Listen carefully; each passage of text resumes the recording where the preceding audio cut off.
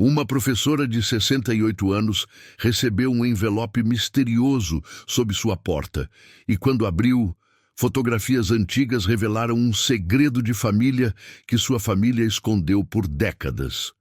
Ao descobrir a verdade sobre sua avó, ela caiu em lágrimas e sua vida mudou para sempre, de uma forma que ninguém poderia imaginar. Uma história de identidade, resistência e transformação espiritual. Prepare-se, porque essa história irá tocar seu coração. A chuva caía como pranto silencioso sobre o subúrbio adormecido, lavando as calçadas rachadas de um domingo que nascia sem pressa. No terceiro andar de um edifício modesto, professora Helena Tavares despertava para o som da água batendo contra o vidro. 68 anos pesavam sobre seus ombros não como fardo, mas como colheita. 40 anos dedicados ao ensino, à pesquisa meticulosa, à busca incansável por verdades enterradas nos escombros da história oficial. Especialista em cultura afro-brasileira, autora de 3 livros didáticos, palestrante requisitada, estes eram os títulos que carregava como brasões de batalha intelectual, travada em salas de aula e arquivos esquecidos. Levantou-se com a lentidão que o corpo exige quando já não obedece aos comandos, com a prontidão da juventude. As paredes do apartamento eram forradas de estantes que gemiam sob o peso de livros acumulados, volumes sobre orixás e cosmologia iorubá, tratados sobre a diáspora africana, dicionários de iorubá, romances que narravam travessias do Atlântico. Cada livro era testemunha silenciosa de sua obsessão. Compreender raízes arrancadas, fios cortados, histórias silenciadas. Aproximou-se da porta, prestes a buscar o jornal do domingo. Mas seus olhos captaram algo inesperado. Um envelope amarelado, deslizado por baixo da porta durante a madrugada. Não havia remetente. Apenas seu nome escrito à mão numa caligrafia antiga, elegante. Pegou o envelope com as 2 mãos. O papel estava levemente úmido, espesso, do tipo que não se fabricava mais, amarelado pelo peso dos anos.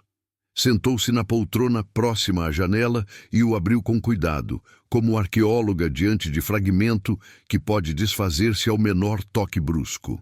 Dentro, 3 fotografias em preto e branco, gastas nas bordas, manchadas pelo tempo. A primeira mostrava a mulher jovem, talvez 30 anos, de pé diante de casa simples. Usava vestido branco que descia até os tornozelos, mas era seu olhar que capturava. Firme, penetrante, como se desafiasse quem quer que viesse observar aquela imagem no futuro. Mulher que não pedia licença para existir. A segunda capturava a mesma mulher, mais velha, rodeada por outras vestidas de branco. Estavam descalças sobre terra batida, e ao fundo via-se um barracão. Estrutura típica de terreiro de candomblé. Seguravam instrumentos rituais. A cena emanava solenidade. A terceira mostrava apenas mãos que já carregavam rugas, veias salientes, segurando fio de contas brancas. Contas de Oxalá, Helena reconheceu imediatamente. Virou a primeira fotografia. No verso, tinta desbotada, Joana Tavares da Silva, 1943. O sobrenome atingiu Helena como soco no estômago. Tavares.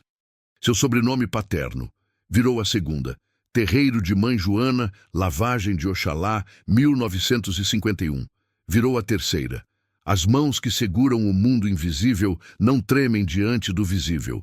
Sua respiração tornou-se superficial. Joana Tavares da Silva, sua avó paterna. A mulher sobre quem ninguém falava, a ausência que marcava presença pelo próprio silêncio. Helena crescera com este vazio. Conhecera o avô, homem severo que morrera quando ela tinha 12 anos, sem jamais mencionar a esposa falecida. Seu pai evitava o assunto com consistência que beirava ritual. Sua avó se foi quando eu era criança. Era tudo o que dizia. A família inteira parecia ter feito pacto de silêncio. E agora, 3 fotografias. Evidências de que aquela mulher fora sacerdotisa, líder religiosa, mãe de santo. O terreiro levava seu nome. Isso significava autoridade, respeito, comunidade. Por que a família escondera isso? Que vergonha ou trauma os fez apagar essa história? Helena notou, no verso da segunda foto, palavras em Yorubá. Babá mi arisa, olua aye, olua orun. Conhecia Yorubá o suficiente para reconhecer estrutura, mas não dominava a língua completamente. Buscou seu dicionário, traduziu palavra por palavra. Meu pai Orixá, Senhor da terra, Senhor do céu.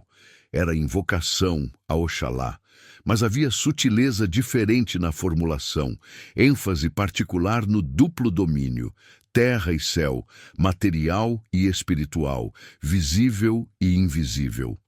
Permaneceu sentada por longo tempo, fotografias em seu colo. 40 anos dedicara ao ensino da história e cultura afro-brasileira. Conhecia nomes dos grandes babalorixás e ialorixás do século XX. Catalogara terreiros históricos, rastreara linhagens iniciáticas, publicara artigos sobre sincretismo e resistência cultural. E durante todos esses 40 anos, jamais soubera que sua própria avó era parte dessa história. Que o sangue que corria em suas veias carregava não apenas herança genética, mas legado espiritual. A descoberta era perturbadora. Mais que isso, era acusação silenciosa. Por que não soubera? Por que não investigara? Mas conhecia a resposta. A vergonha que pesou sobre religiões de matriz africana no Brasil. A perseguição policial que invadia terreiros. As famílias negras que, buscando ascensão social, escondiam práticas religiosas, apagavam vínculos com tradições africanas. Seu próprio pai fora vítima desse processo. Crescera testemunhando a mãe ser perseguida, humilhada, e quando ela morrera, o menino órfão aprendera que sobrevivência significava silêncio. A ironia era devastadora. Dedicara a vida a resgatar histórias esquecidas, a dar voz aos silenciados. E a história mais próxima, aquela escrita no DNA de sua própria família, permanecera invisível. Sentiu urgência se mover dentro de si. Necessidade de saber, de entender, de reconectar fios cortados. Pegou a primeira fotografia novamente, aquela da mulher jovem de olhar desafiador, Joana Tavares da Silva, sua avó, mãe de santo, guardiã de tradições. Passou o dedo suavemente sobre a imagem, como se pudesse atravessar o tempo e tocar aquele rosto. Sentiu não apenas curiosidade intelectual, mas conexão emocional. Saudade de alguém que nunca conhecera. Orgulho por herança que desconhecia. E raiva. Raiva silenciosa, profunda, pelo que lhe fora negado. Lá fora, a chuva começava a diminuir. A manhã avançava. E Helena Tavares, professora aposentada, especialista em cultura afro-brasileira, mulher que acreditava conhecer os contornos de sua própria vida, sentia o chão se mover sob seus pés. Ela não sabia ainda que aquele envelope amarelado continha não apenas fotografias, mas convocação, que sua avó, através das décadas e do silêncio, estava chamando. Que os próximos 12 meses a levariam por caminhos que nunca imaginara trilhar, desafiando certezas acumuladas em 40 anos de magistério, confrontando-a com questões sobre identidade, pertencimento e verdade que nenhum livro poderia responder. Não sabia que estava prestes a descobrir que Oxalá, o orixá que estudara, sobre quem escrevera, a quem se referia sempre com respeito acadêmico, mas distância segura, não era apenas objeto de pesquisa, mas presença ancestral, tecida nas fibras de sua própria existência. A jornada começara e não haveria volta. Mariana chegou 1 hora depois, trazendo café fresco numa garrafa térmica e pães de queijo ainda mornos. Antropóloga de formação, especialista em rituais e sistemas simbólicos, ela construíra carreira sólida estudando exatamente o que Helena estudava, mas sempre mantivera a distância que chamava de necessária. Distância do observador que não se deixa capturar pelo objeto observado. Helena abriu a porta antes que Mariana tocasse a campainha. Seu rosto denunciava noite mal dormida, olhos inchados, cabelos brancos em desalinho. Não respondeu com palavras. Apenas conduziu a amiga até a sala, onde as 3 fotografias permaneciam sobre a mesinha. Mariana sentou-se, pegou as imagens uma a uma, virou-as, leu as anotações. Permaneceu em silêncio por tempo que pareceu dilatar-se. Sua avó, disse finalmente. A que você nunca conheceu. Nunca soube que ela existia dessa forma.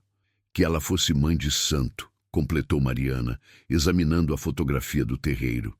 E não qualquer mãe de santo. Veja a arquitetura do barracão. Veja a quantidade de mulheres. Isso é comunidade estabelecida. Terreiro com história. Helena assentiu, sentindo o peso que carregava desde a descoberta tornar-se mais concreto diante da validação da amiga. Quem mandou isso? Perguntou Mariana. Não sei. Foi deslizado por baixo da porta. Ninguém tocou a campainha. Alguém que conhece sua história. Alguém que tem acesso a fotografias antigas. Alguém que quer que você saiba. Mariana pousou o envelope e olhou diretamente para Helena. Seu rosto assumiu expressão que Helena reconheceu. Estava prestes a dizer algo que sabia que a outra não queria ouvir. Helena, preciso te perguntar algo. O que você pretende fazer com essa descoberta? A pergunta pairou no ar. Helena percebeu que não tinha resposta pronta. Preciso descobrir quem ela era. Preciso entender por que a família escondeu isso. Por quê? Interrompeu Mariana, voz gentil, mas firme. Ela morreu décadas atrás. O terreiro provavelmente não existe mais. O que você vai encontrar além de mais silêncio? Helena sentiu raiva subir como maré, porque ela é minha avó, porque passei a vida inteira estudando mulheres como ela, defendendo a importância de mulheres como ela, e nunca soube que tinha uma no meu próprio sangue. A ironia é insuportável, Mariana. Mariana não recuou. Apenas observou com aquele olhar clínico que às vezes irritava Helena. Entendo. Mas e se você descobrir coisas dolorosas demais? E se a razão do silêncio for proteção? E se mexer nisso causar sofrimento?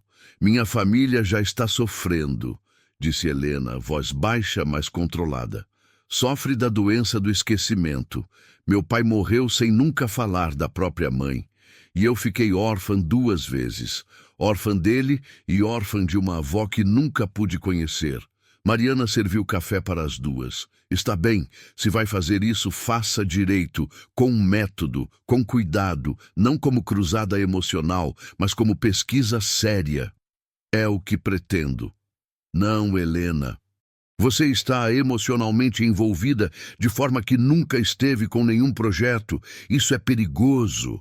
Pode levá-la a ver conexões onde não existem, a romantizar o que talvez fosse simplesmente trágico. Helena sabia que a amiga tinha razão, mas a necessidade de saber era maior que cautela metodológica. Vou começar pelos terreiros antigos. O terreiro do Ventura, em São João de Meriti, foi fundado nos anos 1940. Se minha avó tinha terreiro na mesma época, é possível que haja conexão. Prometa que vai me contar cada passo, que não vai mergulhar sozinha nisso. Prometo. Foi promessa fácil naquele momento, quando ainda achava que tratava-se apenas de coletar dados. Não sabia que estaria prestes a cruzar limites entre observação e participação, entre conhecimento e vivência. Mariana ficou até o início da tarde. Juntas, examinaram cada detalhe sob lupa. A arquitetura sugeria subúrbio carioca. As árvores pareciam mangueiras, comuns em terreiros.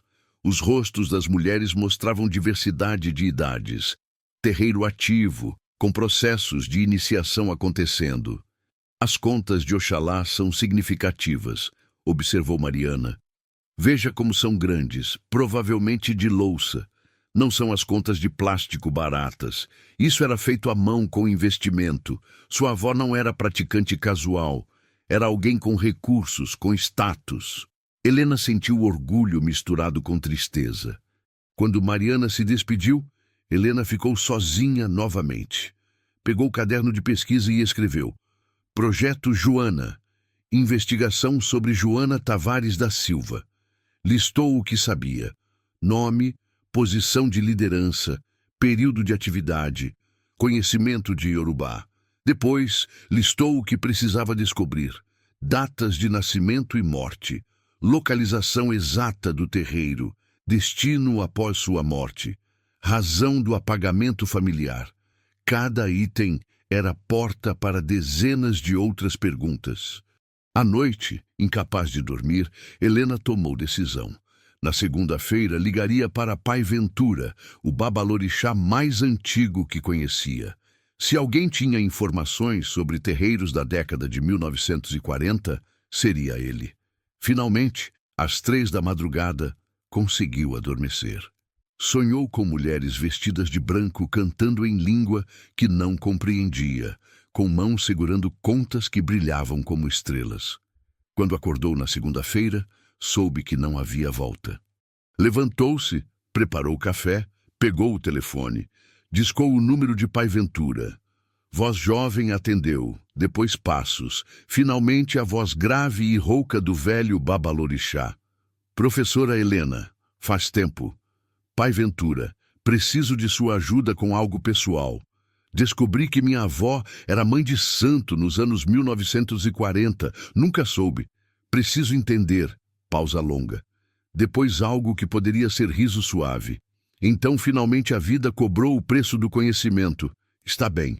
Venha sexta-feira, final da tarde. Mas não venha como pesquisadora. Venha como neta que quer conhecer a avó. É diferente. Entendo. Obrigada. Não me agradeça ainda. Nem sempre encontrar resposta é bênção. Às vezes é fardo. Mas se está disposta a carregar, venha. Desligou. Helena ficou segurando o telefone, processando as palavras. Nem sempre encontrar resposta é bênção. Mas o fardo do não saber já era pesado demais. 68 anos vividos sem conhecer metade da própria história. O fardo da descoberta não poderia ser pior que o fardo da ignorância. Pelo menos era o que acreditava naquele momento, no início da jornada, quando ainda não sabia que algumas verdades, uma vez descobertas, alteram não apenas compreensão do passado, mas a própria estrutura da identidade presente.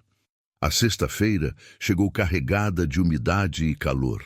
Helena acordou cedo, escolheu roupa simples, saia longa azul marinho, blusa branca de algodão, sandálias confortáveis.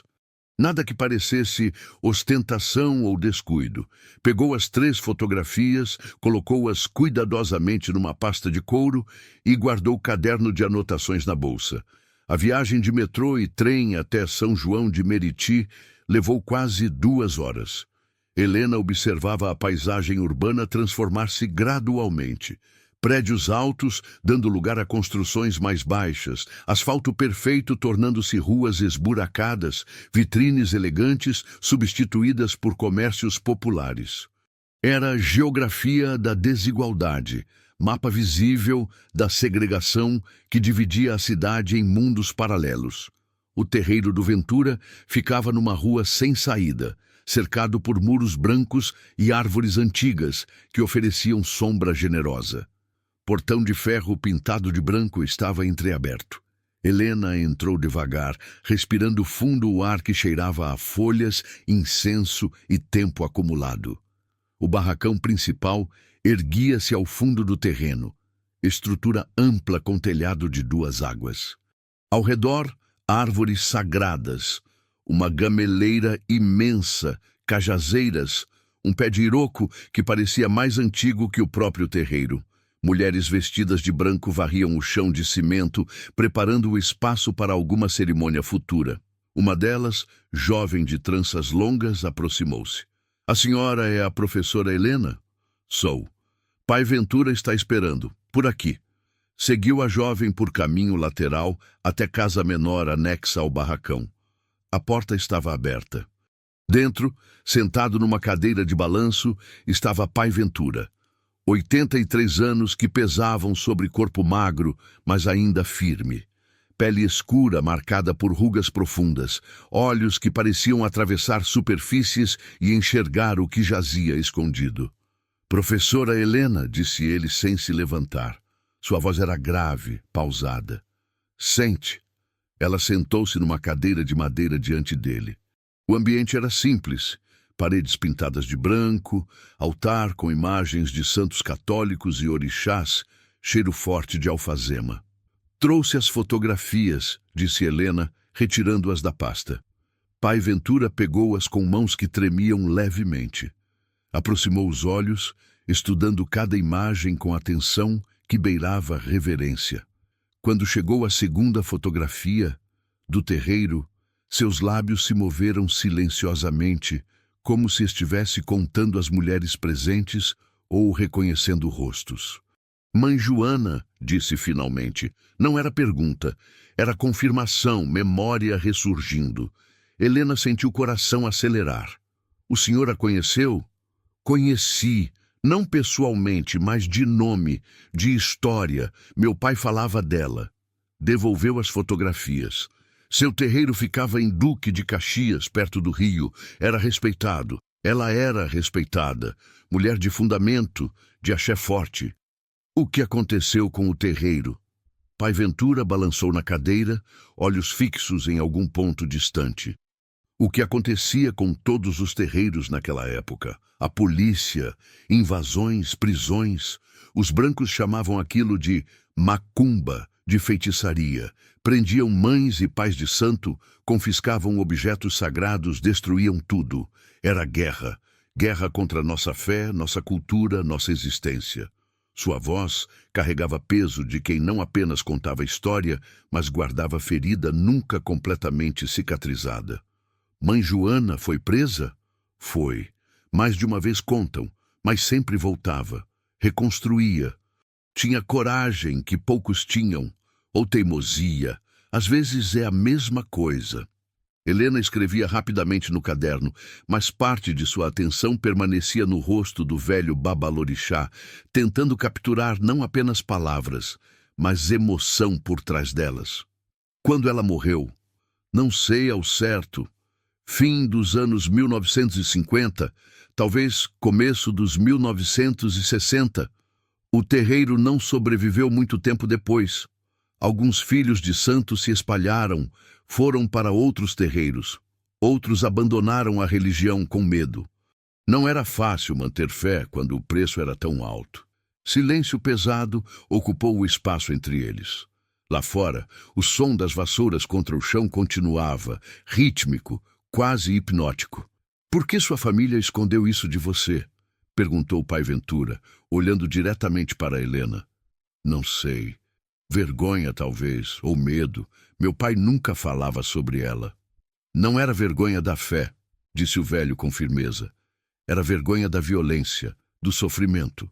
Quando você vê sua mãe sendo arrastada pela polícia, quando vê objetos sagrados sendo quebrados na sua frente, quando cresce ouvindo vizinhos falarem mal, dizendo que sua família pratica o mal, isso deixa marca, marca que não se apaga.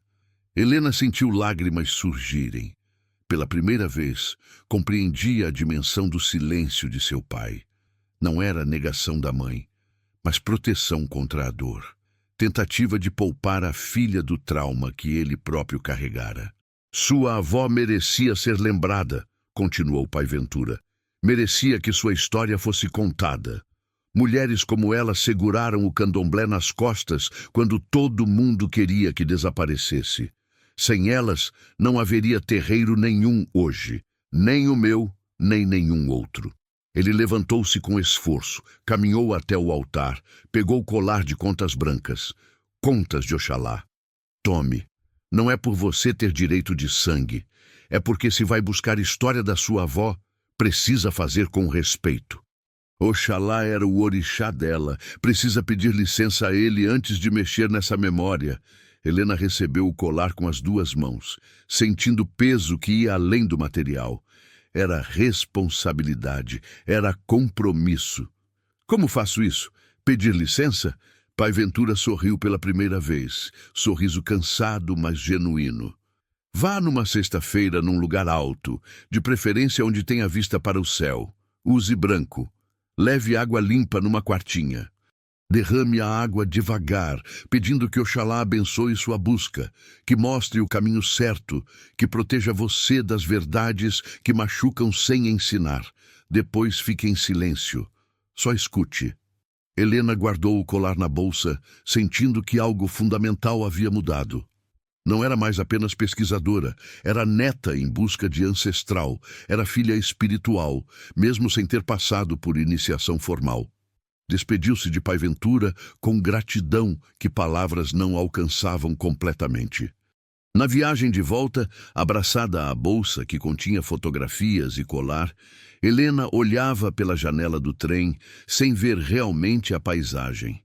Pensava na avó Joana, na coragem de reconstruir terreiro após cada invasão, na força de manter fé diante de perseguição implacável, na solidão de ser apagada da memória familiar, justamente por aqueles que mais amava. E pensava em Oxalá, no pai de todos os orixás, senhor da criação, guardião da paz. Que relação sua avó tinha com essa divindade? Que conversas silenciosas mantinha? Que forças invocava quando tudo parecia perdido? Helena ainda não sabia, mas começava a sentir que descobrir a história de Joana significava também descobrir algo sobre Oxalá que os livros nunca revelariam. Algo que só se aprende vivendo. Algo que só se compreende quando se está disposto a atravessar não apenas o passado, mas o sagrado que pulsa nele. A sexta-feira seguinte amanheceu clara, céu sem nuvens estendendo-se infinito sobre a cidade. Helena acordou com o colar de Oxalá nas mãos. Havia passado a noite inteira segurando-o como criança que não quer soltar objeto de conforto. Vestiu-se completamente de branco, como Pai Ventura instruíra. Calça branca de linho, blusa de algodão branco, sandálias brancas simples. Olhou-se no espelho e quase não se reconheceu. Não era a professora de sempre, vestida em cores sóbrias e neutras. Era outra pessoa. Ou talvez fosse ela mesma, apenas revelando camadas que sempre estiveram ali, esperando. Pegou a quartinha de barro que comprara numa loja de artigos religiosos. Pequena, simples, pintada de branco. Encheu-a com água filtrada, tampou com algodão limpo. Colocou o colar de Oxalá no pescoço. As contas pesavam contra seu peito, batendo levemente a cada movimento. Escolheu o parque da cidade como destino. Ficava no alto de um morro, oferecendo vista ampla do Rio de Janeiro, a Bahia, os morros, o céu que parecia tocar a terra no horizonte. Lugar de encontro entre o visível e o invisível, entre o humano e o divino. A viagem foi silenciosa. Helena não levou livro, não ouviu música. Apenas observava a cidade passar pela janela do ônibus, sentindo estranha calma que não experimentava há anos. Como se algo dentro dela finalmente se alinhasse, peças dispersas encontrando seus lugares. Chegou ao parque perto do meio-dia. O sol estava alto, forte, derramando luz branca sobre tudo. Poucos visitantes naquele horário, algumas famílias fazendo piquenique, corredores aproveitando as trilhas. Ninguém prestava atenção a uma mulher de branco carregando quartinha. Caminhou até ponto mais alto, onde Mirante oferecia visão panorâmica. Parou ali, segurando a quartinha com as duas mãos, olhando para o céu. Por um momento, hesitou. Sentiu-se ridícula. Professora aposentada, mulher de ciência e razão, prestes a derramar água e pedir licença a uma divindade sobre a qual sempre escrevera com distanciamento acadêmico. O que estava fazendo? Mas então lembrou-se do rosto da avó Joana na fotografia. O olhar desafiador, a firmeza. a coragem de manter fé, mesmo quando o mundo inteiro conspirava contra ela. Se Joana pôde resistir à prisão, à perseguição, à destruição de seu terreiro, Helena podia pelo menos oferecer este gesto de respeito. Abriu a quartinha, começou a derramar a água devagar, deixando-a escorrer sobre a terra seca do mirante, e falou, voz baixa, mas firme: Oxalá, Pai de todos os orixás, Senhor da criação, Senhor da paz, peço licença para buscar a história de minha avó Joana. Peço que me mostre o caminho certo, que me proteja das verdades que machucam sem ensinar, que me dê força para carregar o que descobrir, que me dê sabedoria para honrar sua memória. A água caía, formando pequeno riacho que se infiltrava na terra. Helena continuou derramando até a quartinha esvaziar completamente. Depois ficou em pé, segurando o recipiente vazio, e fez o que Pai Ventura mandara. Ficou em silêncio, apenas escutou. Primeiro ouviu apenas sons comuns, vento nas árvores, pássaros cantando, vozes distantes de crianças brincando. Mas gradualmente, à medida que sua respiração se acalmava e sua mente se aquietava, sentiu algo diferente. Não era som, não era visão, era presença, como se o ar ao redor tornasse-se mais denso, mais carregado de significado. Sentiu paz profunda, do tipo que não se explica com lógica. Sentiu que algo, ou alguém, havia escutado, que sua busca fora reconhecida, abençoada, aceita. Quando finalmente abriu os olhos, percebeu que lágrimas escorriam por seu rosto. Não eram lágrimas de tristeza, mas de alívio, de reconhecimento, de pertencimento. Algo começara. Não apenas investigação histórica, mas jornada espiritual. E Helena, pela primeira vez em 68 anos, sentia que finalmente estava caminhando na direção certa. Não apenas em direção ao passado de sua avó, mas em direção a si mesma. 2 semanas após o ritual no parque da cidade, Helena recebeu ligação inesperada. Era a voz feminina, idosa, trêmula, mas determinada. Professora Helena Tavares? Sim, sou eu. Meu nome é Dona Sebastiana. Soube que a senhora anda procurando informações sobre Mãe Joana de Oxalá. Preciso falar com a senhora. O coração de Helena disparou. Como soube? Notícia corre nos terreiros. Pai Ventura comentou. Eu conheci sua avó. Fui filha de santo dela. Helena quase deixou o telefone cair. Filha de santo. Alguém que fora iniciada por Joana, que convivera com ela, que guardava memórias vivas, não apenas relatos de terceiros. Onde podemos nos encontrar? Moro em Duque de Caxias, perto de onde o terreiro ficava. Pode vir amanhã?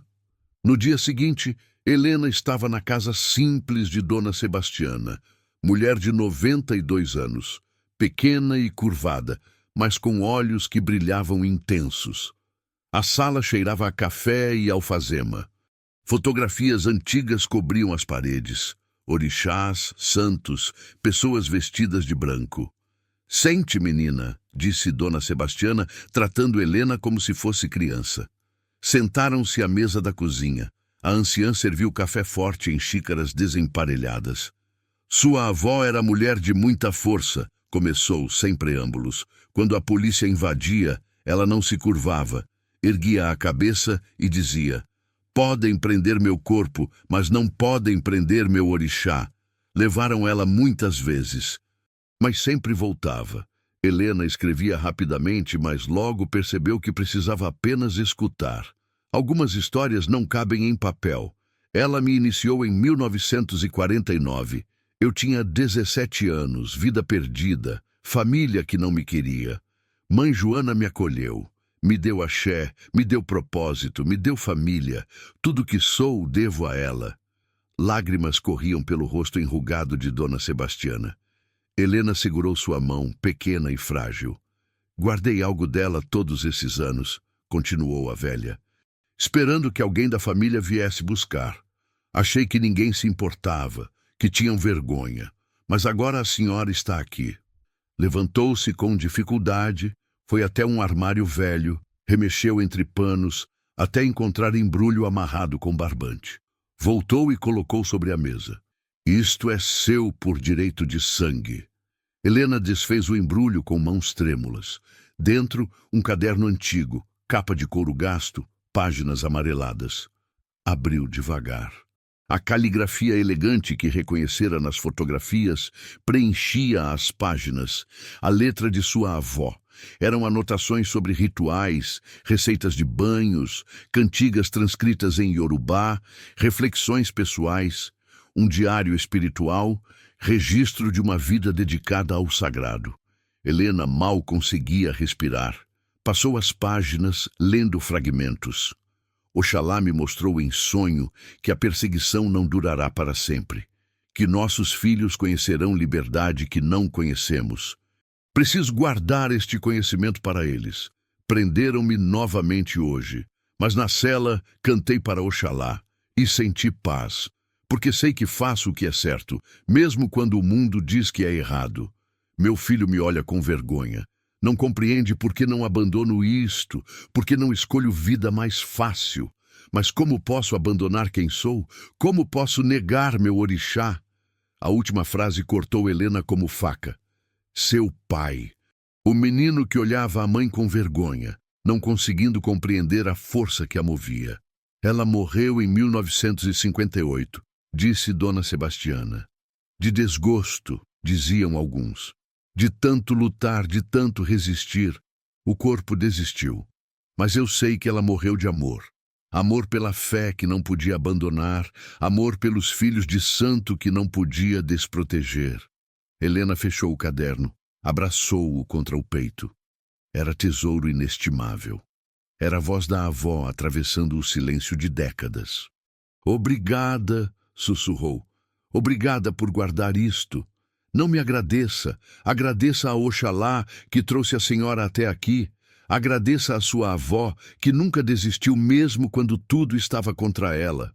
Quando saiu da casa de Dona Sebastiana, já era final de tarde. Helena caminhou sem rumo pelas ruas de Duque de Caxias, segurando o caderno, sentindo peso e responsabilidade. Não era apenas documento histórico, era testamento, era convocação. Sua avó deixara registro não por acidente, mas por intenção. Queria que alguém soubesse, queria que a verdade fosse contada. E agora Helena, a neta que nunca conhecera, carregava essa responsabilidade. Olhou para o céu, já tingido de rosa e laranja pelo pôr do sol. Sentiu novamente aquela presença que experimentara no parque da cidade. Oxalá estava presente. Sua avó, de alguma forma, estava presente. E Helena compreendia agora que esta busca não era apenas dela. Era a continuação de luta que Joana iniciara. Luta pela memória, pela dignidade, pela verdade que resiste ao apagamento. Helena passou 3 dias inteiros lendo e relendo o caderno de Joana. Cada página revelava camadas de uma mulher complexa, devota fervorosa, estrategista cuidadosa, mãe amorosa, líder determinada. Mas havia também páginas que a perturbavam profundamente. Numa entrada datada de 1952, Joana escrevera: os acadêmicos vêm ao terreiro, fazem perguntas, anotam tudo em seus cadernos, mas não entendem. Tratam nosso sagrado como curiosidade, como objeto de estudo. Sorriem educadamente quando explicamos sobre Oxalá, mas vejo nos olhos deles, não acreditam. Para eles, somos superstição, folclore, passado que deve ser preservado em museus, não vivido em terreiros. Helena sentiu as palavras como acusação direta. Não era exatamente isso que ela fizera durante 40 anos, estudar, catalogar, publicar, sempre mantendo distância segura entre observadora e observado? Outra entrada ainda mais contundente. Temo que um dia nossa religião seja aceita, mas domesticada, que permitam nossos tambores, mas apenas em dias específicos, que tolerem nossos orixás, mas apenas se os explicarmos em termos que brancos compreendam, que nossa resistência vire performance, nosso sagrado vire espetáculo. Mariana apareceu no apartamento de Helena naquela tarde, trazendo o almoço pronto. Encontrou a amiga na poltrona, caderno no colo, rosto marcado por conflito interno. O que foi? Helena entregou-lhe o caderno, apontando para as passagens. Mariana leu em silêncio, depois devolveu com expressão sombria. Ela estava certa, disse simplesmente. Então tudo o que fiz durante 40 anos foi inútil? Pior que inútil, foi apropriação. Não, respondeu Mariana com firmeza, mas também não foi inocente. Nós duas sabemos disso, Helena. Quantas vezes ganhamos prêmios acadêmicos estudando comunidades que continuam marginalizadas? Quantos livros vendemos enquanto terreiros lutam por sobrevivência? O silêncio entre elas era pesado. Sua avó, continuou Mariana, não estava criticando o conhecimento. Estava criticando o conhecimento sem compromisso. Diferença entre estudar opressão e combatê-la. Entre documentar resistência e participar dela. Helena levantou-se, caminhou até a janela. Lá fora, a vida seguia normal. Carros, pessoas, pressa urbana. Mas dentro dela, estruturas que sustentaram décadas de certezas começavam a rachar. Não sei mais quem sou, admitiu. Professora, pesquisadora, neta, filha espiritual de uma religião que estudei, mas nunca vivi? Talvez seja todas essas coisas, sugeriu Mariana. Ou talvez esteja se tornando algo novo. Naquela noite, sozinha novamente, Helena abriu o caderno numa página próxima ao fim. A caligrafia estava mais trêmula, como se Joana estivesse doente ou cansada quando escrevera. Oxalá me disse em sonho que alguém da minha descendência continuará este trabalho. Não sei se será meu filho. Ele carrega dores que não sei curar, mas alguém virá, alguém entenderá. E quando vier, precisa saber. Não basta conhecer Oxalá com a mente. Precisa conhecê-lo com o corpo, com o espírito, com a vida inteira. Precisa atravessar a porta que separa quem estuda de quem vive. As palavras ecoavam como profecia direcionada especificamente a Helena. Sua avó, décadas antes, previra este momento. Previra a neta que viria buscar, que encontraria o caderno, que enfrentaria exatamente esta encruzilhada. Conhecer Oxalá com a vida inteira. Atravessar a porta entre estudar e viver. Helena olhou para o colar de contas brancas pendurado na parede de seu quarto. Depois, olhou para as estantes repletas de livros. Todo o seu conhecimento acadêmico, toda a sua autoridade intelectual. E compreendeu, com clareza que doía, que estava diante de escolha. Podia continuar sendo a professora que estuda de fora, documentando respeitosamente, mas sem comprometer-se. Ou podia atravessar a porta que sua avó indicava, mergulhar não apenas na história, mas na própria experiência espiritual que essa história carregava. A primeira opção era segura, conhecida, respeitável. A segunda era desconhecida, assustadora, potencialmente transformadora de modo irreversível. Helena não decidiu naquela noite, mas sabia que decisão, consciente ou não, já estava sendo tomada. Cada passo que dera desde o envelope amarelado, cada ritual, cada conversa, cada descoberta, tudo a empurrava na mesma direção, em direção a Oxalá. Não como conceito teológico, mas como presença viva, exigente, transformadora. E Helena, pela primeira vez, sentia verdadeiro temor. Não do sagrado em si, mas do que ele poderia exigir dela. Do quanto teria que abandonar. Do quanto teria que reconstruir. Durante as semanas seguintes, Helena tentou retomar sua vida normal. Acordava, preparava café, lia jornal, respondia e-mails de ex-alunos. Rotina cuidadosamente construída ao longo de décadas. Rotina que deveria trazer conforto, mas o caderno de Joana permanecia sobre a mesinha da sala. Presença constante, acusação silenciosa. Ela o evitava. Passava por ele como se não existisse. Mergulhava em outros projetos. Organizava arquivos antigos. Revisava artigos que pensava em publicar. Atendia convites para palestras que antes recusara. Era ocupação frenética, fuga disfarçada de produtividade. Mariana notou, obviamente. Numa tarde de quinta-feira, chegou sem avisar, trazendo bolo de fubá e determinação. Está fugindo, disse, sem rodeios. Estou trabalhando, respondeu Helena, defensiva. Está se escondendo. Desde que leu aquelas passagens do caderno, você regrediu. Voltou a ser a professora distante, a acadêmica segura em sua torre de marfim. Helena sentiu raiva subir. E o que você quer que eu faça, Mariana? Que abandone tudo que construí, que jogue fora 40 anos de carreira porque minha avó escreveu algumas críticas certeiras sobre acadêmicos? Não. Quero que você seja honesta sobre o que está sentindo.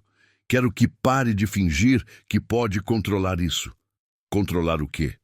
O que está acontecendo com você, a transformação, o chamado. Helena riu, mas era riso amargo, sem alegria. Chamado? Você, a antropóloga cética, está falando de chamado espiritual? Mariana não recuou. Estou falando do que vejo. Você recebeu o envelope misterioso. Encontrou fotografias que mudaram sua compreensão de quem é. Conheceu pessoas que guardaram memória de sua avó. Realizou ritual pedindo licença a um orixá. Recebeu diário espiritual com mensagens que parecem escritas diretamente para você. E agora está com medo. Não estou com medo. Está com medo de que, se entregar-se completamente a essa busca, não será mais quem foi. Com medo de perder controle. Com medo de descobrir que tudo que acreditava sobre si mesma estava incompleto. O silêncio que se seguiu era denso, carregado de verdades não ditas. Eu tenho 68 anos, disse Helena finalmente, voz baixa. Sou velha demais para começar de novo, para questionar tudo, para me tornar outra pessoa. Sua avó tinha mais de 40 quando fundou o terreiro, respondeu Mariana suavemente. Foi presa pela primeira vez aos 45. Reconstruiu tudo aos 50. Idade é desculpa, Helena. Não razão. Depois que Mariana foi embora, Helena ficou sozinha com suas defesas desmoronadas. Pegou o caderno de Joana, abriu numa página aleatória. As palavras pareciam pulsar. A verdadeira iniciação não acontece quando recebemos o santo. Acontece quando paramos de resistir ao que já sabemos que precisamos fazer. Helena fechou o caderno bruscamente. Não, ela não estava pronta. Não queria isso, não pedia isso. Mas à noite sonhou novamente. Desta vez, não eram apenas mulheres de branco cantando. Era sua avó Joana, de pé no barracão do terreiro, olhando diretamente para ela. Não falava, mas seus olhos diziam tudo. Por quanto tempo vai fugir? Por quanto tempo vai negar quem é? Helena acordou em pânico, coração disparado, suor frio. Olhou para o relógio. 3 da madrugada. Levantou-se e foi até a sala, acendeu todas as luzes. Precisava afastar as sombras, afastar os sonhos, afastar a convocação que não queria aceitar. Sentou-se diante do caderno. Desta vez não o abriu. Apenas o segurou, sentindo o couro gasto contra suas palmas. E falou em voz alta no apartamento vazio. Não sou forte como você, vó Joana. Não tenho sua coragem. Não sei como atravessar essa porta. Silêncio. Apenas o zumbido distante da geladeira, o tic-tac do relógio na parede. Mas então, suave como brisa, veio o pensamento que não parecia inteiramente seu. Ninguém sabe antes de atravessar. A coragem não vem antes. Vem durante. Helena não sabia se eram palavras de sua avó, de Oxalá, ou de alguma parte profunda de si mesma. Não importava. Eram verdadeiras. Ainda não estava pronta para atravessar, mas pela primeira vez considerou que talvez nunca estivesse completamente pronta, que atravessar significava dar o passo mesmo sem certeza, mesmo sem garantias, mesmo com medo. Guardou o caderno novamente, voltou para a cama. mas algo havia mudado sutilmente. A resistência permanecia, mas agora tinha rachaduras, e através dessas rachaduras, luz começava a penetrar. 3 semanas depois, Helena recebeu o convite que forçaria sua mão. Um importante congresso de estudos afro-brasileiros em Salvador, com tema Memória e Resistência nas Religiões de Matriz Africana. Queriam que ela apresentasse palestra magna de abertura. Era honra significativa, reconhecimento de sua trajetória. Exatamente o tipo de validação acadêmica que sempre valorizara. Mas agora, olhando para o convite, Helena sentia apenas peso. Como poderia subir naquele palco e falar sobre memória e resistência quando estava fugindo da memória de sua própria avó? Como poderia discursar sobre religiões de matriz africana, mantendo distância segura, quando sua ancestral morrera defendendo essas mesmas tradições? Pensou em recusar, mas recusar seria admitir derrota.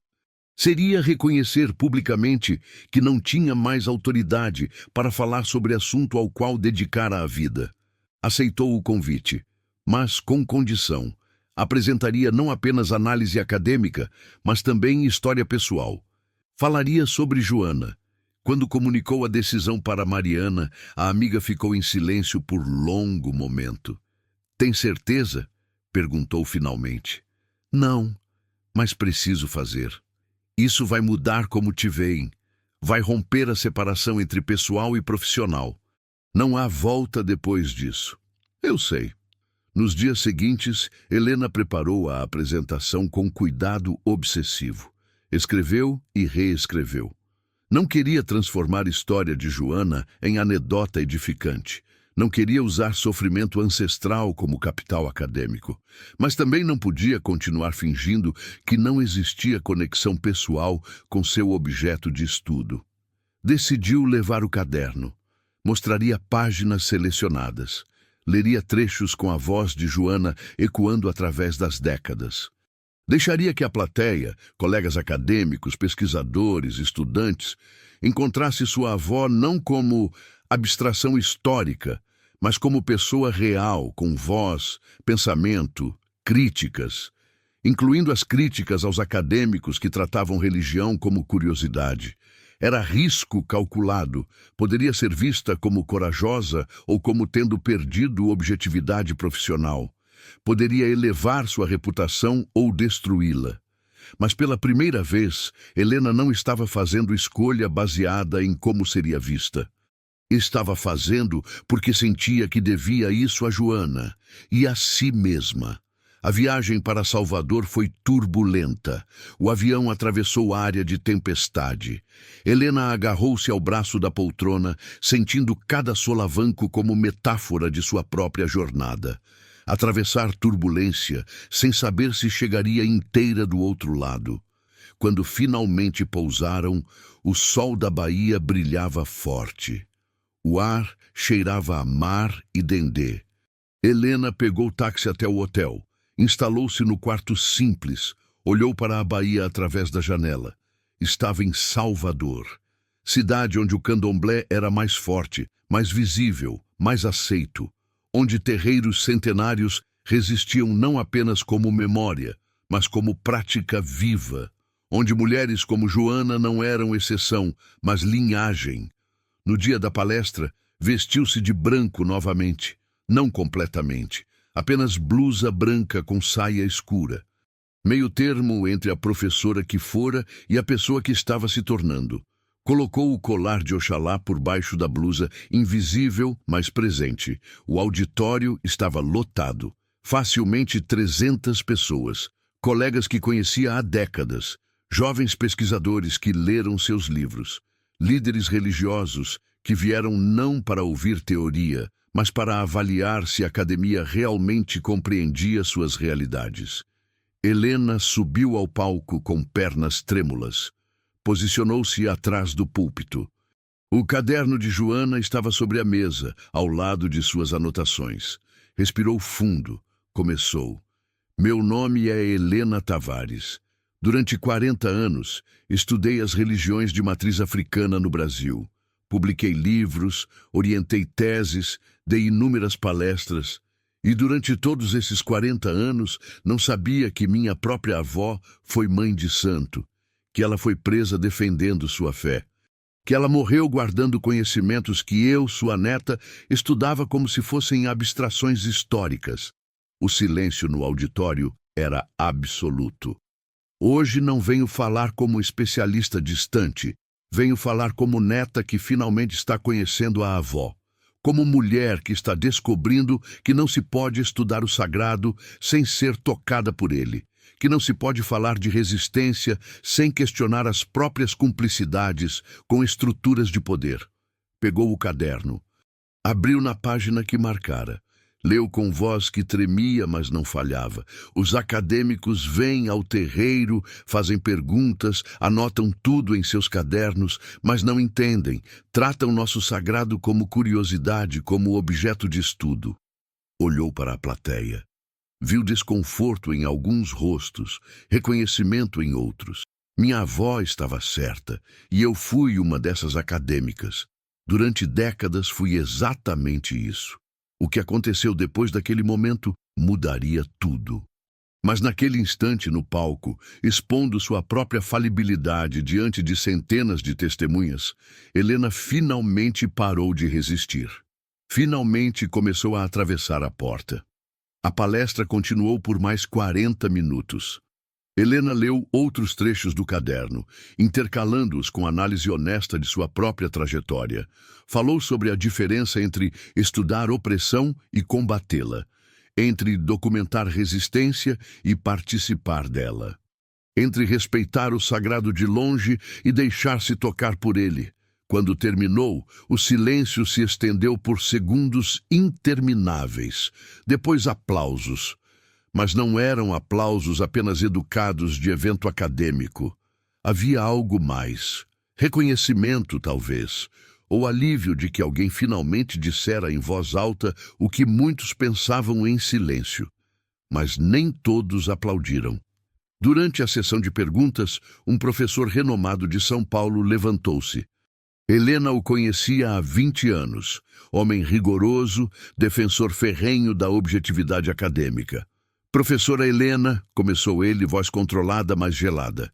Compreendo a importância emocional de sua descoberta pessoal, mas não acha perigoso misturar experiência subjetiva com análise científica? Não estaria comprometendo décadas de trabalho sério ao abraçar essa postura confessional? O auditório ficou tenso. Era confronto direto, questionamento público de sua credibilidade. Helena respirou fundo. Professor, durante 20 anos trabalhamos juntos. Respeitei sempre seus métodos, sua dedicação à objetividade. Mas preciso perguntar, objetividade para quem? Quando estudamos comunidades marginalizadas, mantendo distância segura, protegendo nossa neutralidade, não estamos também protegendo estruturas que mantêm essas comunidades marginalizadas? Ela viu o rosto dele endurecer. Não estou abandonando o rigor acadêmico, continuou. Eu estou reconhecendo que rigor sem compromisso ético é cumplicidade disfarçada de neutralidade. Minha avó morreu defendendo tradições que eu estudava como se fossem artefatos mortos. Isso não é apenas falha metodológica, é falha moral. O professor sentou-se sem responder, mas Helena viu nos olhos dele algo que conhecia bem. Desprezo. Ela havia cruzado linha invisível que separava acadêmicos sérios de ativistas emocionais. Havia manchado sua reputação. Outras perguntas vieram, a maioria mais gentis. Jovens pesquisadores agradeceram sua coragem. Líderes religiosos presentes acenaram com aprovação. Mas Helena sabia que preço estava sendo cobrado. Após a palestra, no corredor, 3 colegas que sempre a cumprimentavam calorosamente passaram por ela com acenos breves, distantes. Uma conhecida que planejava convidá-la para projeto conjunto murmurou: desculpa vaga sobre precisar repensar a equipe. Mariana, que assistira tudo da plateia, encontrou-a no hotel à noite. Foi corajoso, disse, e custará caro. Eu sei. Vão dizer que você perdeu objetividade, que está velha, sentimental, buscando conexão espiritual porque não consegue mais produzir academicamente. Deixe que digam. Mariana estudou a amiga com atenção. Você mudou, não é mais a Helena que conheci. Não, não sou. E pela primeira vez não havia lamento nessas palavras, apenas reconhecimento. Nos dias seguintes, ainda em Salvador, Helena tomou decisão que confirmaria definitivamente sua transformação. Procurou o terreiro da Casa Branca, um dos mais antigos e respeitados da cidade. Pediu audiência com a Ialorixá. Mãe Nilce a recebeu numa tarde de quinta-feira. Era mulher de 70 anos, presença imponente, olhos que pareciam ler não apenas rostos, mas almas. Sei quem você é, disse antes que Helena pudesse se apresentar. Vi sua palestra. Causou rebuliço? Imagino que sim. Veio aqui por quê? Para estudar mais um terreiro? Fazer mais anotações? Helena sentiu a provocação, mas não como insulto, como teste. Não, vim pedir orientação. Minha avó foi mãe de santo. Morreu antes que eu nascesse. Descobri isso há alguns meses. Desde então sinto convocação. Não sei se é real ou se estou projetando desejos. Não sei se tenho o direito de buscar iniciação quando passei a vida estudando de fora. Mãe Nilce ficou em silêncio por longo tempo. Depois levantou-se, foi até altar elaborado no canto da sala, acendeu vela branca. Sua avó era de Oxalá, não era? Era. E você carrega o colar que alguém lhe deu. Helena tocou instintivamente o pescoço, onde o colar estava escondido sob a blusa. Tire. Ela obedeceu, retirando o colar e segurando-o nas mãos. Mãe Nilce aproximou-se, pegou o colar, examinou as contas com atenção quase reverente. Depois o devolveu. Oxalá não chama quem não está pronto, e quando chama, não aceita meias medidas. Se vai buscar iniciação, não pode ser por culpa, por curiosidade, ou por querer preencher vazio. Tem que ser porque reconhece que não há outro caminho. Não sei se reconheço isso ainda. Então não está pronta. Volte quando não houver dúvida. Quando recusar for mais doloroso que aceitar. Helena sentiu algo desmoronar dentro de si. Esperava talvez que a Ialorixá a encorajasse, a validasse, a dissesse que estava no caminho certo. Mas Mãe Nilce não ofereceu conforto fácil, ofereceu verdade dura. Seu erro, professora, continuou a Ialorixá, foi achar que conhecimento intelectual dá direito de acesso ao sagrado. Não dá. Oxalá não quer que você saiba sobre ele. Quer que você se entregue a ele. É diferente. E assusta. Assusta, Helena admitiu, voz trêmula, quando estiver pronta para se assustar de verdade, para desistir de controlar, para deixar que ele te desfaça e te refaça, aí volte. Enquanto ainda acha que pode atravessar essa porta mantendo quem você é, não está pronta. A conversa terminou ali. Helena saiu do terreiro sentindo-se mais perdida que nunca. Não recebeu validação, não recebeu encorajamento. Recebeu espelho brutal, mostrando que ainda tentava negociar termos, ainda queria controlar o processo, ainda resistia à rendição completa. Voltou para o Rio no dia seguinte. A cidade a recebeu com sua indiferença habitual. Trânsito, buzinas, pressa. Mas Helena não era mais a mesma que partira. Algo fundamental havia sido exposto na palestra e confirmado na conversa com Mãe Nilce. Ela estava em processo que não controlava. Podia resistir, podia atrasar, mas não podia evitar. Joana, através do caderno, através das fotografias, através da própria ausência que se tornara presença, estava convocando. Oxalá estava convocando. E resistir era apenas prolongar a agonia de viver, dividida entre quem fora e quem estava se tornando. Na primeira noite de volta, Helena abriu o caderno numa página próxima ao final. A última entrada, escrita semanas antes da morte de Joana. Quando finalmente paramos de lutar contra o que Oxalá pede, descobrimos que não era luta, era dança. E ele estava esperando paciente que nos cansássemos de resistir e aceitássemos sua mão estendida. Helena fechou os olhos. Lágrimas escorreram silenciosas. Ela ainda não estava pronta para aceitar completamente, mas estava cansada de resistir. E talvez, pensou, esse cansaço fosse o primeiro passo verdadeiro. 2 meses se passaram como névoa espessa. Helena tentou retomar rotina, mas descobriu que não havia mais rotina possível. Os convites para palestras cessaram. Colegas respondiam seus e-mails com frieza profissional ou simplesmente não respondiam. O projeto de livro que negociava com a editora foi cancelado. Mudança de direção editorial, disseram, mas ela conhecia eufemismo quando ouvia. Sua reputação, construída meticulosamente ao longo de 40 anos, desmoronava. Não dramaticamente, não com escândalo, mas com erosão silenciosa, devastadora. Ela se tornara aquilo que a academia mais teme, pesquisadora que perdeu objetividade, que se deixou contaminar emocionalmente pelo objeto de estudo. Mariana tentou consolá-la. Dê tempo. As pessoas esquecem. Você ainda tem corpo de trabalho sólido. Mas Helena sabia melhor. Não era questão de tempo. Ela cruzara a linha que não podia ser descruzada. Escolher a verdade pessoal sobre aceitação profissional. E o preço estava sendo cobrado. Pior que isolamento acadêmico era o vazio interno. Durante décadas, Helena definira-se pelo trabalho.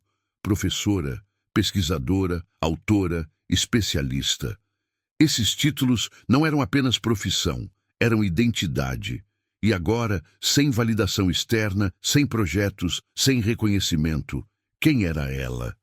Não era ainda iniciada no candomblé, não podia chamar-se filha de santo, não mais professora respeitada, não mais acadêmica com credibilidade. Estava em lugar intermediário, limbo entre 2 mundos, não pertencendo completamente a nenhum. Uma tarde de abril, sentada na poltrona onde tudo começara meses atrás, Helena olhou ao redor do apartamento. As estantes repletas de livros que escrevera e estudara pareciam monumentos à vida que já não era sua. O caderno de Joana sobre a mesa acusava-a com silêncio eloquente. Você descobriu verdade, mas não teve coragem de vivê-la completamente. Chorou então. Não lágrimas delicadas, mas soluços profundos que vinham de lugar que desconhecia existir. Chorou pela carreira perdida, pela identidade fragmentada, pela coragem que não tinha. Chorou pela avó que nunca conheceu e pelo pai que morreu carregando vergonha que não merecia carregar. Chorou por todos os anos desperdiçados, estudando de longe o que deveria ter vivido de perto. O telefone tocou. Era número desconhecido. Quase não atendeu, mas algo a fez pegar. Professora Helena? Voz masculina, jovem. Sim, meu nome é Rafael, sou cineasta. Assisti sua palestra em Salvador. Foi corajosa, queria conversar sobre possível documentário. Helena riu amargamente. Sobre o quê? Sobre como destruir carreira acadêmica em 40 minutos? Sobre memória, sobre sua avó, sobre o que significa recuperar histórias que foram apagadas. Acho que a história é importante, história que precisa ser contada. Ela quase recusou. Não tinha energia para mais exposição, mais vulnerabilidade. Mas ouviu-se dizendo, podemos conversar. Marcaram um encontro para a semana seguinte. Quando desligou, Helena sentiu algo que não sentia há semanas. Pequena centelha de propósito. Não era a validação acadêmica que perdera. Era diferente. Menor, talvez, mas real. Naquela noite, fez algo que vinha adiando. Pegou o telefone e ligou para o irmão, Paulo. Não falavam há 3 meses, desde que ela mencionara pela primeira vez a descoberta sobre a avó. Ele atendeu no 5º toque. Helena. Paulo, preciso falar com você. Sobre a mãe de novo? Já disse que não quero mexer nisso. Por favor, não é sobre ela, é sobre mim. Estou perdida. Silêncio. Depois, mais suave. O que aconteceu? Ela contou tudo. A palestra, a rejeição acadêmica, a conversa com mãe Nilce, o vazio, a sensação de ter perdido tudo sem ter ganho nada em troca. Paulo ouviu em silêncio. Quando ela terminou, ele suspirou profundamente. Sabe o que o pai me disse antes de morrer? Que o maior arrependimento da vida dele foi não ter tido coragem de conhecer realmente a própria mãe. Que ele deixou vergonha definir tudo, e quando percebeu o erro, era tarde demais. Helena sentiu garganta apertar. Você está fazendo o que ele não conseguiu fazer, continuou Paulo. Está buscando verdade, mesmo que doa, mesmo que custe caro. Ele ficaria orgulhoso e com inveja. E você? Está com raiva de mim? Estava. Porque você está mexendo em coisas que eu também passei a vida evitando. Mas raiva não era de você, era de mim mesmo, por não ter sua coragem. Conversaram por mais 1 hora. Não resolveram tudo, mas algo começou a curar. Não apenas entre irmãos, mas em Helena mesma. Quando desligou, olhou novamente para o apartamento. Os livros ainda estavam lá. O caderno de Joana ainda estava lá. Mas ela os via diferente agora. Não como acusação, mas como testemunhas de jornada, de transformação, de queda que talvez fosse necessária para que algo novo pudesse emergir. Pegou o colar de Oxalá. Desta vez, não o colocou escondido sob a blusa, colocou sobre a roupa, visível, declarado. Não sabia ainda o que significava. Não sabia se algum dia teria coragem para a iniciação completa. Mas sabia que não podia mais fingir, que conhecimento acadêmico era suficiente, que distância era neutralidade, que estudar era o mesmo que viver. A queda continuaria.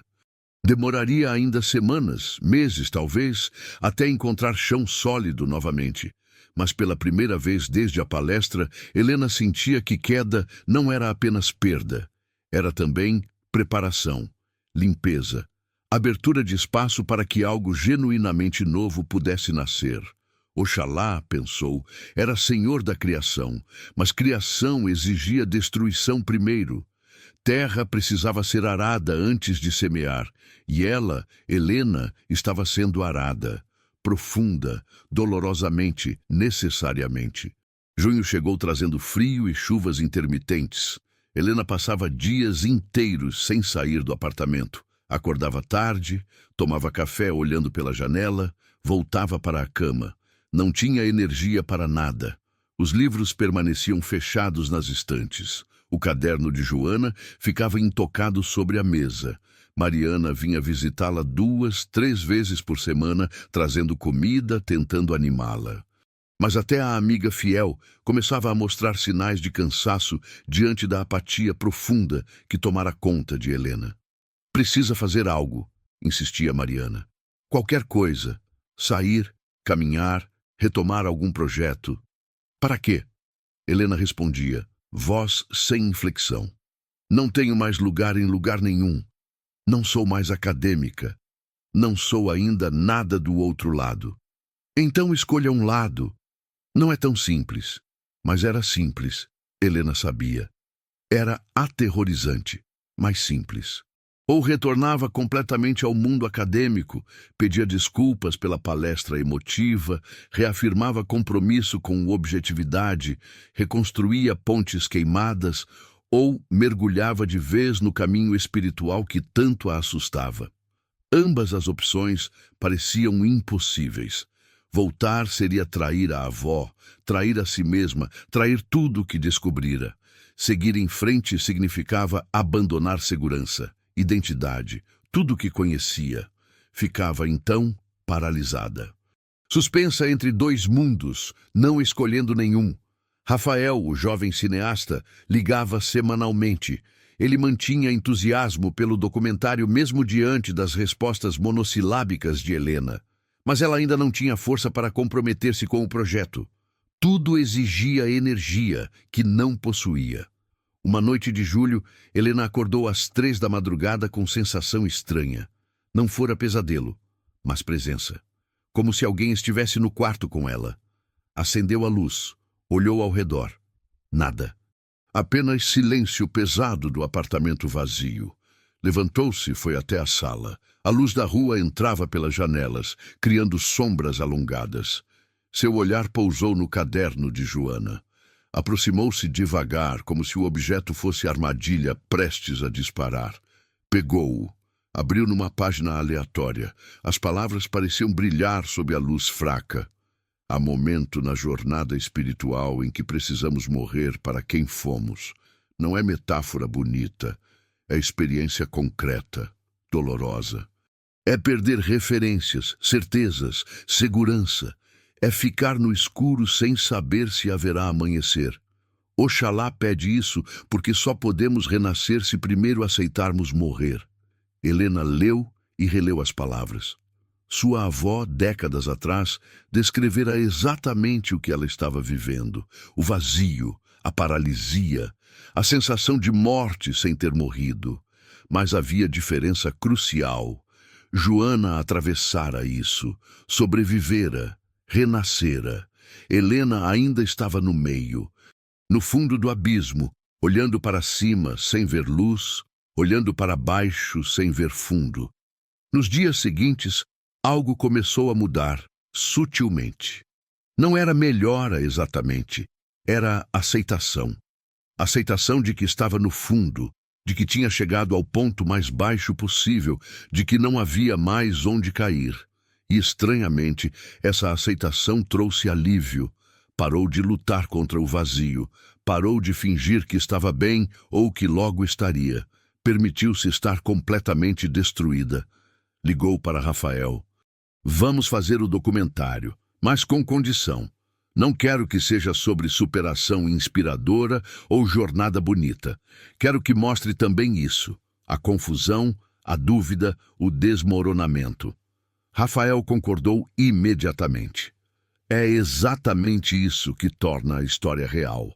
Começaram a gravar na semana seguinte.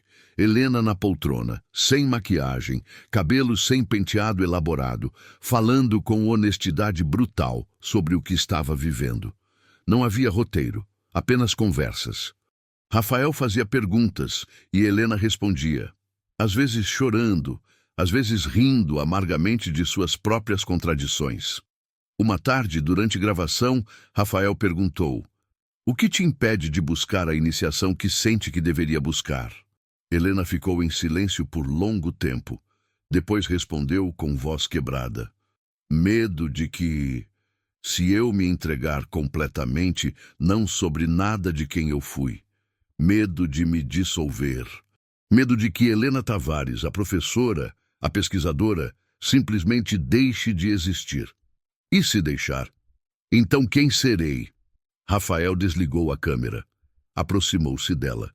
Minha avó morreu sem que eu conhecesse suas histórias, disse ele suavemente. Sem que eu soubesse suas lutas, sua fé, seu mundo. Morri um pouco com ela porque parte de mim estava naquelas histórias não contadas. Você tem chance de conhecer sua avó mesmo depois de morta. De continuar o que ela começou. Isso não é perder quem você é. É descobrir quem sempre foi, mas não sabia. Foram palavras simples, mas atingiram Helena como revelação. Ela passara meses preocupada com o que perderia. Não considerara o que poderia ganhar. Não apenas conhecimento sobre a avó, mas conexão, linhagem, pertencimento a algo maior que ela mesma. Naquela noite, Helena fez algo que não fazia há semanas. Vestiu-se de branco, pegou o colar de Oxalá, foi até o parque da cidade novamente. Não levou quartinha desta vez.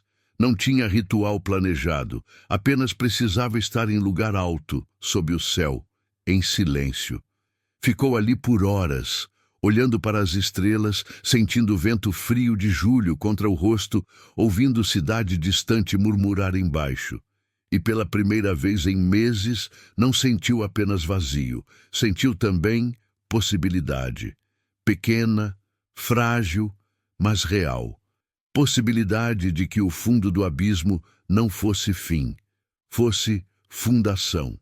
Lugar onde, finalmente livre do peso de quem fora, poderia começar a construir quem seria. Oxalá, Senhor da criação, estava esperando. paciente, como sempre estivera, como sempre estaria, esperando que ela parasse de cair e começasse a se levantar, não como quem era antes, mas como quem estava se tornando. Helena ainda não sabia como seria esse levantamento, mas pela primeira vez acreditava que seria possível. Agosto chegou trazendo céu limpo e ar seco. Helena acordou numa manhã de terça-feira e percebeu algo diferente. Não era felicidade exatamente, nem entusiasmo. Era a ausência de peso, como se durante o sono algum fardo invisível que carregava há meses tivesse sido removido. Levantou-se devagar, preparou café, sentou-se à mesa da cozinha e pela primeira vez em semanas sentiu fome real. Comeu pão com manteiga, devagar, saboreando. Coisas simples que voltavam a ter textura, gosto, presença. Olhou para o caderno de Joana sobre a mesinha da sala. Não sentiu mais aquela mistura de fascínio e terror. Apenas gratidão tranquila. Sua avó deixara aquelas palavras não como cobrança, mas como mapa, para quem estivesse disposto a seguir. E Helena, finalmente, estava disposta. Não foi decisão dramática, não houve momento de revelação cinematográfica. Foi simplesmente saber, com quietude profunda, que não havia mais o que temer. O pior já acontecera. Ela perdera carreira, reputação, identidade e descobrira que continuava existindo. Menor, talvez, mais frágil, mas real. Pegou o telefone. Ligou para a mãe Nilce em Salvador. Aí a Lorixá atendeu no segundo toque. Professora Helena. Mãe Nilce. Lembra que disse para eu voltar quando não houvesse mais dúvida? Lembro. Não tenho mais dúvida. Não sei se estou pronta. Provavelmente não estou. Mas sei que preciso. Que não há outro caminho. Silêncio do outro lado. Depois. Então venha. Não como visitante, como quem busca casa. Helena sentiu lágrimas, mas eram diferentes das que chorara nos últimos meses. Não eram lágrimas de desespero, eram lágrimas de alívio, de rendição que não era derrota, mas libertação. Marcaram para setembro. Helena teria tempo de organizar questões práticas, conversar com Mariana, preparar-se minimamente. Mas a decisão estava tomada, irrevogável. Quando contou para Mariana, a amiga não demonstrou surpresa. Eu sabia, disse simplesmente. Desde a palestra em Salvador, talvez antes, eu sabia que chegaria aqui. Está decepcionada comigo? Mariana sorriu. Sorriso triste, mas genuíno. Não, estou com inveja. Você teve coragem de atravessar a porta que eu sempre observei de longe, com segurança de quem estuda, mas nunca se compromete. Você escolheu viver. Eu escolhi observar. Não sei qual é mais corajoso, mas sei qual é mais honesto. Abraçaram-se. Era despedida de certa forma. Não de amizade, mas de cumplicidade acadêmica. Helena estava cruzando linha que Mariana não cruzaria, e ambas sabiam que isso mudaria inevitavelmente a natureza da relação. Rafael continuava gravando, agora não apenas entrevistas, mas cotidiano. Helena preparando-se para a viagem, selecionando roupas brancas que precisaria, conversando com o irmão Paulo sobre o significado da decisão. Paulo visitou-a numa tarde, trouxe caixa velha, empoeirada. Encontrei isto no sótão da casa dos pais. Acho que é da mãe. Dentro da caixa, objetos que Helena reconheceu das fotografias, colares de contas, panos brancos bordados, pequenas estatuetas de santos católicos que serviam de disfarce para orixás. E no fundo, envelope com mais fotografias. Joana em diferentes momentos da vida. Uma fotografia em particular capturou a atenção de Helena. Mostrava Joana já idosa, sentada numa cadeira, olhar cansado, mas sereno. Atrás dela, escrito à mão na parede, frase em Yorubá. Asila Finsoe Yandenian. É através do axé que transformamos pessoas em seres humanos. Helena segurou a fotografia contra o peito. Obrigada, sussurrou para o irmão. Ela merece ser lembrada, disse Paulo, voz embargada. Merece que alguém continue o que ela começou. Desculpa por ter demorado tanto para entender isso. Nas semanas que antecederam a viagem, Helena experimentou estado de graça estranha. Não era felicidade convencional. Era paz profunda, mesmo em meio à incerteza. Era saber que estava finalmente alinhada consigo mesma, mesmo sem entender completamente o que isso significava. Visitou o pai Ventura uma última vez antes de partir. O velho babalorixá estava visivelmente mais frágil, mas seus olhos mantinham aquele brilho que parecia enxergar além das superfícies. Vai para Salvador, disse ele. Não era pergunta. Vou. Sua avó ficaria orgulhosa. Não porque está buscando iniciação, qualquer um pode fazer isso, mas porque está buscando por razões certas, não por romantismo, não por culpa, mas porque reconheceu que a quem sempre foi apenas não sabia. Helena assentiu, incapaz de falar. O velho estendeu as mãos, pegou as dela entre as suas, mãos ásperas, marcadas pelo tempo e trabalho. Oxalá não pede que sejamos perfeitos, pede que sejamos inteiros. Você passou meses se partindo, se dividindo, tentando ser duas pessoas ao mesmo tempo. Agora está ficando inteira. Isso é tudo o que ele quer. Quando saiu do terreiro do Ventura, Helena olhou para trás uma última vez. O barracão, as árvores antigas, o chão de terra batida, tudo parecia pulsar com significado que antes ela apenas estudava, mas agora começava a compreender visceralmente. Na noite anterior à viagem, sentou-se na poltrona onde tudo começara. As fotografias de Joana estavam espalhadas à sua volta. O caderno aberto no colo, o colar de Oxalá no pescoço. Leu novamente a última entrada do caderno, aquela sobre parar de lutar e aceitar a dança. E pela primeira vez, compreendeu completamente. Não era sobre desistir de si mesma, era sobre desistir da ilusão de controle, sobre confiar que havia sabedoria maior operando, guiando, sustentando. Oxalá não queria destruí-la, queria libertá-la. Libertar do peso de ter que ser sempre forte, sempre certa, sempre no controle. Libertar para que pudesse ser simplesmente humana, frágil, incompleta, mas conectada a algo muito maior que ela mesma.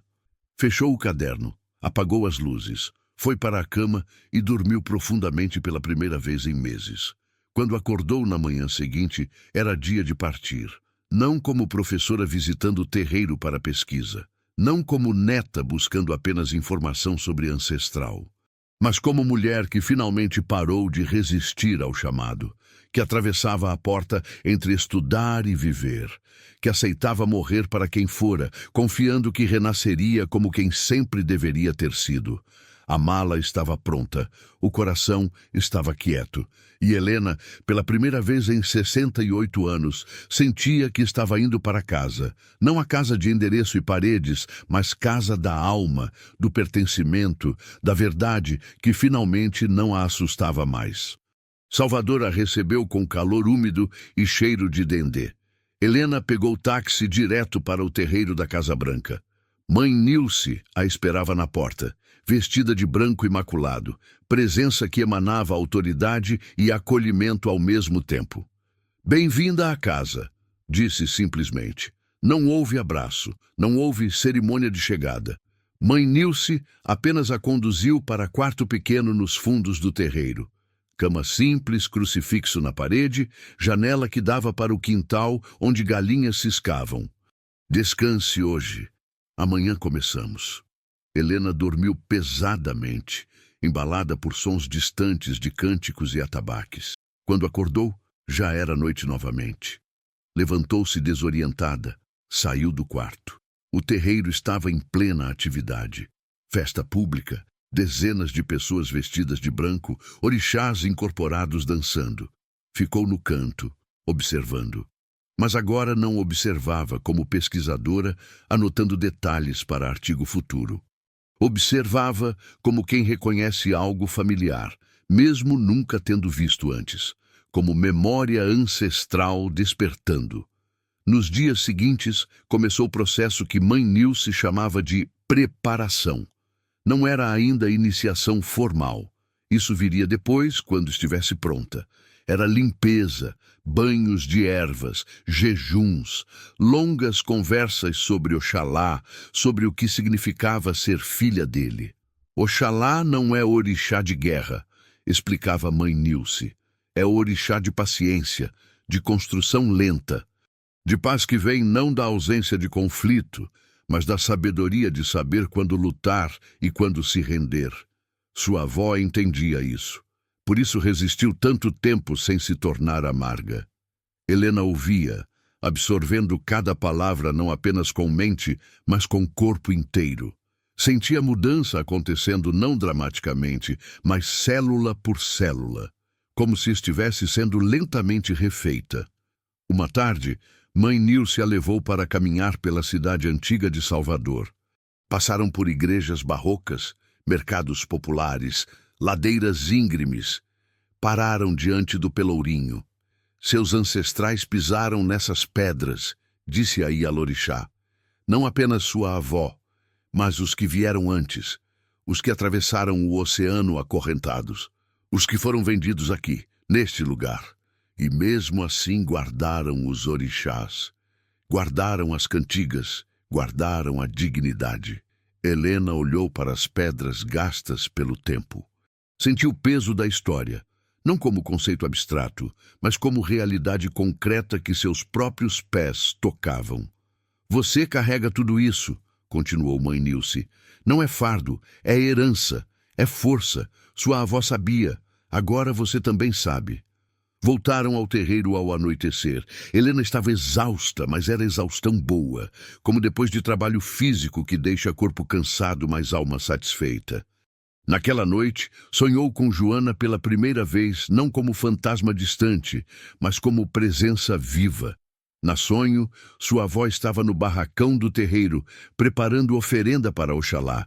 Virou-se, olhou diretamente para Helena e sorriu. Sorriso de quem reconhece, de quem aprova, de quem finalmente pode descansar, porque a história será continuada. Acordou chorando. Mas não eram lágrimas de tristeza, eram lágrimas de encontro, de reconhecimento, de linhagem finalmente restaurada. As semanas se sucederam em ritmo que Helena nunca experimentara. Não havia urgência, não havia cronograma acadêmico, apenas processo natural, orgânico. Ela aprendia cânticos, aprendia a preparar comida de santo, aprendia a ler sinais, não com intelecto, mas com intuição que sempre teve, mas nunca confiou. Rafael veio visitá-la após um mês. Trouxe câmera, mas usou pouco. A transformação em Helena era visível demais para precisar de muita gravação. Seu rosto tinha paz que não tinha antes. Seu corpo se movia diferente, mais lento, mais consciente, mais presente. Você está diferente, disse ele. Estou me tornando quem sempre fui, respondeu Helena. E pela primeira vez, essas palavras não soavam como clichê, soavam como verdade vivida. Numa manhã de outubro, mãe Nilce a chamou. Está pronta. Oxalá disse que está pronta. Helena sentiu medo súbito. Depois, aceitação. Sim, estava pronta. Não porque tinha todas as respostas, mas porque não precisava mais tê-las. A iniciação durou 21 dias. Helena não poderia falar sobre o que aconteceu. Eram mistérios protegidos, experiências que só fazem sentido para quem vivencia. Mas quando emergiu, no 21º dia, vestida de branco, cabeça raspada, coberta por pano branco, não era mais apenas Helena Tavares, professora aposentada. Era Helena de Oxalá, Iauó, filha recém-nascida na religião. Herdeira não apenas de conhecimento acadêmico, mas de linhagem espiritual que atravessava oceanos e séculos. Mãe Nilce a abraçou ao final da cerimônia. Sua avó está feliz, disse. Eu sinto. Helena também sentia. Pela primeira vez, A ausência que marcara toda a sua vida estava preenchida, não com informação ou teoria, mas com presença, com axé, com pertencimento que ia além de DNA. Era pertencimento de alma, de escolha, de destino finalmente aceito. Quando voltou para o Rio, semanas depois, era outra pessoa. Não porque tivesse abandonado intelecto ou formação acadêmica, mas porque agora tinha também outra dimensão. Dimensão que sua avó sempre teve, que seu pai nunca conseguiu aceitar, que ela mesma resistiu até não poder mais resistir. O apartamento estava como deixara. As estantes repletas de livros, o caderno de Joana sobre a mesa, as fotografias nas paredes. Mas tudo parecia diferente. Não eram mais apenas objetos de estudo. Eram testemunhas de jornada, pontes entre passado e presente. Helena sentou-se na poltrona, pegou o caderno, abriu na primeira página, onde Joana havia escrito seu nome e a data, 1940. Passou o dedo sobre a caligrafia elegante. Consegui, vó, sussurrou. Demorei, resisti, tive medo, mas consegui. Não houve resposta audível, mas Helena sentiu com certeza que dispensava comprovação que sua avó ouvia e aprovava. A professora que fora ainda existia. Mas agora convivia com a filha de santo que se tornara, não em conflito, mas em harmonia. Como Oxalá sempre soube que seria possível se ela apenas tivesse paciência e coragem de atravessar a porta que tanto a aterrorizara. A transformação estava completa, mas a jornada estava apenas começando. 6 meses depois da iniciação, Helena recebeu convite inesperado. O mesmo Congresso de Salvador, onde tudo começara a desmoronar, queria que ela voltasse, não para a palestra acadêmica, mas para a apresentação do documentário de Rafael, seguida de conversa aberta sobre sua jornada. Ela hesitou apenas um momento. Depois aceitou. A sala de projeção estava lotada. Muitos dos mesmos rostos que a viram desmoronar-se publicamente meses atrás. Alguns com curiosidade, outros com ceticismo, poucos com hostilidade velada. O documentário começou. Imagens de Helena na poltrona, cabelos brancos desgrenhados, falando sobre descobrir as fotografias da avó. Sua voz quebrando ao ler trechos do caderno, o processo de busca, de resistência, de queda, as lágrimas, o vazio, a paralisia e depois a transformação. Helena em Salvador, vestida de branco, cabeça coberta, olhos que brilhavam com paz que não existia antes. Cenas do terreiro, dos cânticos, das mãos preparando oferendas. Quando as luzes se acenderam, o silêncio era absoluto. Helena levantou-se devagar. Vestia branco, não o branco acadêmico e neutro de antes, mas branco declarado, intencional. O colar de Oxalá visível sobre a blusa. O pano branco enrolado na cabeça, marca de Iauó. Não foi para trás do púlpito. Ficou em pé, diretamente diante da plateia. Há 1 ano, começou, voz firme, mas suave. Subi neste mesmo palco e confessei minha falha. Confessei que havia estudado por 40 anos algo que não vivia, que mantive distância segura entre mim e o sagrado que pesquisava. Muitos de vocês me julgaram e estavam certos em julgar. Pausa. Respiração profunda. Mas hoje não venho pedir desculpas por ter me transformado. Venho agradecer.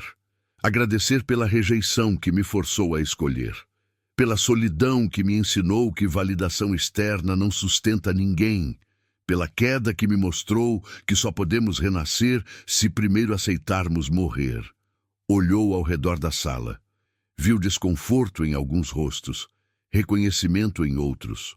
Oxalá, meu orixá, o orixá de minha avó, não é apenas figura mitológica interessante para estudos antropológicos. É força viva. É presença que transforma. É pai que não controla seus filhos, mas que sustenta o mundo inteiro com paciência infinita. E aprendi isso não nos livros que escrevi, mas no silêncio dos 21 dias em que morri para quem fui e renasci como quem sempre deveria ter sido. Sua voz não era mais professoral.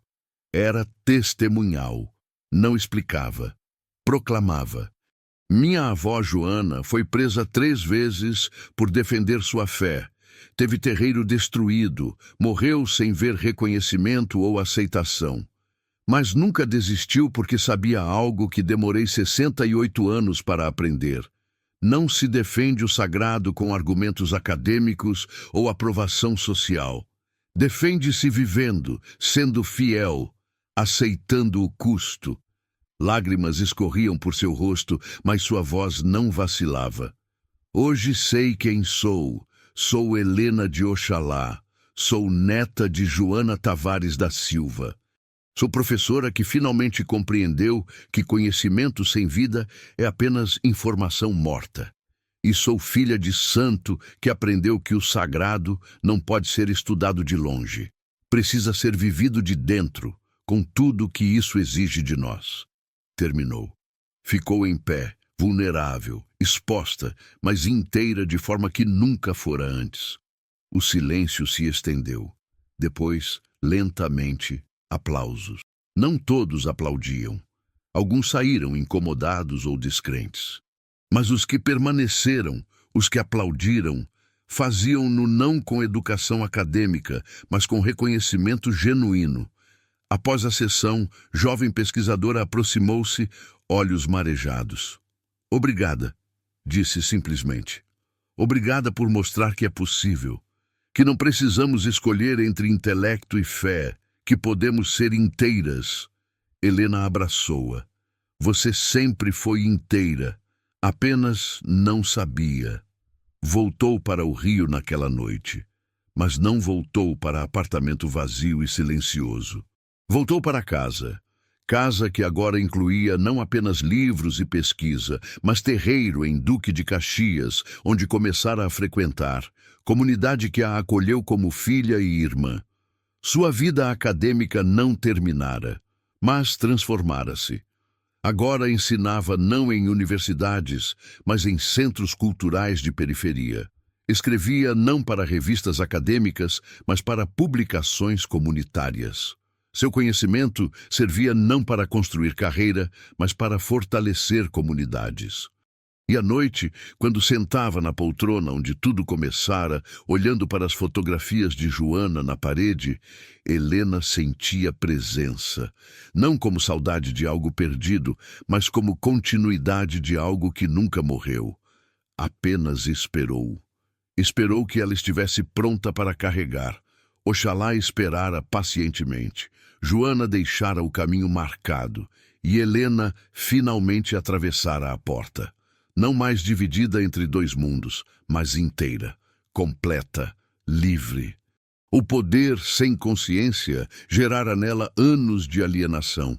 Mas o reconhecimento dos limites, a rendição ao sagrado, a aceitação da transformação, isso gerara restauração, não da vida antiga, mas de vida nova, vida verdadeira.